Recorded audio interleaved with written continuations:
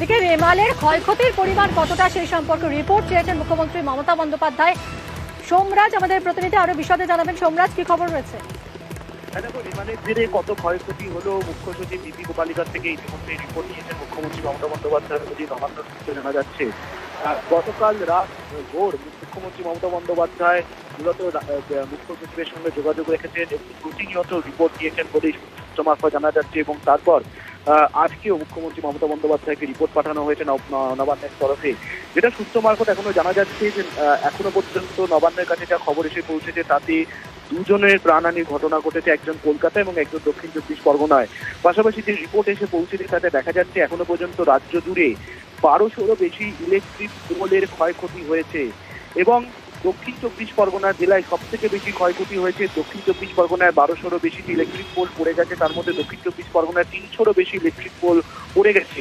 সুন্দরবন ব্লকে 300-রও বাড়ি ক্ষতিগ্রস্ত হয়েছে। এখনো পর্যন্ত নবান্নের তরফে মুখ্য সচিব বিপি গোপালিকা নির্দেশ দিয়েছেন যে ব্লক ভিত্তিক কত ক্ষয়ক্ষতি হয়েছে তার রিপোর্ট দ্রুত পাঠাতে হবে জেলা শাসকদের। যেটা জানা যাচ্ছে ঝড়ের জেরে দক্ষিণ চব্বিশ পরগনার লট 8-এ জেটির ক্ষয়ক্ষতি হয়েছে এবং জরুরি ভিত্তিতে সেই জেটির মেরামতি করার নির্দেশ দেওয়া হয়েছে ইতিমধ্যেই নবান্নের তরফে। এবং এছাড়াও সুন্দরবন ব্লক ছাড়াও আরো কোথায় কোথায় বাড়ি ক্ষয়ক্ষতি হয়েছে তার রিপোর্ট দ্রুত দেওয়ার নির্দেশ দেওয়া হয়েছে নবান্নের তরফে বিভিন্ন জেলা শাসকদের। মুখ্য সচিব বিপি গোপালিকা সকাল থেকেই নবান্নের কন্ট্রোল রুম থেকে প্রতিনিয়ত যোগাযোগ রেখে চলেছেন এবং যেটা জানা যাচ্ছে এখনো পর্যন্ত যে সুন্দরবন ব্লকের কয়েকটি জায়গায় যেহেতু হাওয়ার গতিবেগ বেশি তাই উদ্ধার কার্য করতে সমস্যা হচ্ছে। অন্যদিকে কলকাতায় যেসব জায়গায় জল জমেছে সেখানে পাম্প ব্যবহার করে যাতে দ্রুত জল বের করা যায় তারও নির্দেশ দেওয়া হয়েছে কলকাতা পুরসভার কমিশনারকে।